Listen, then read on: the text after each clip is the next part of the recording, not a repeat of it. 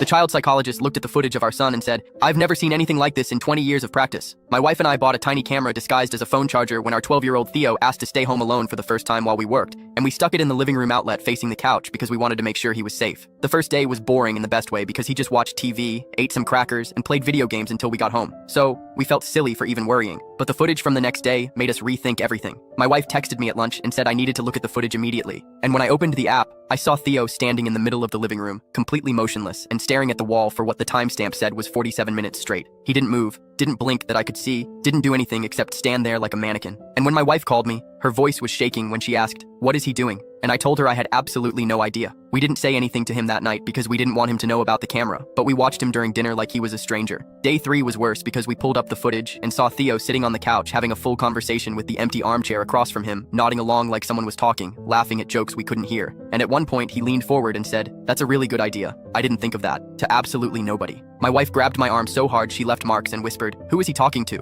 And we stayed up until 2 o'clock in the morning Googling things like child talking to imaginary friend and warning signs of dissociation in kids, and none of it made us feel any better. Day 4, he arranged every single couch cushion and throw pillow in a perfect circle on the floor, sat cross-legged in the center, and hummed the same note for 20 straight minutes while rocking back and forth. My wife started crying at her desk when she saw that one, and she kept saying, "That's not normal. Something is really wrong with him." Him and I wanted to argue, but I couldn't because she was right. That night we almost confronted him at dinner, but every time we tried to bring it up, he just smiled at us with this completely innocent face and asked how our days were, and we couldn't figure out how to say, "We've been spying on you and you're terrifying us," without sounding insane. Day 5 broke us completely because we watched our son walk slowly around the living room, holding a wooden spoon over random objects like he was blessing them while muttering words in a language that didn't exist. And then he walked over to the coffee table and pulled out a piece of paper, wrote something on it, and held it up in front of his face so we could read the words, "He sees all," in shaky handwriting. Then he crumpled up the paper, put it in his mouth, and chewed it until he swallowed. My wife called a child psychologist before the video even finished. They fit us in that same week because my wife described the footage, and the receptionist said they'd had a cancellation, and we sat in the psychologist's office with our phones out scrolling through clip after clip while this poor woman's face got more and more concerned. She watched the wall staring in silence, grimaced conversation with nobody, leaned closer during the cushion ritual, and when we got to the he sees all footage, she actually paused it and said, "I'm going to be honest with you.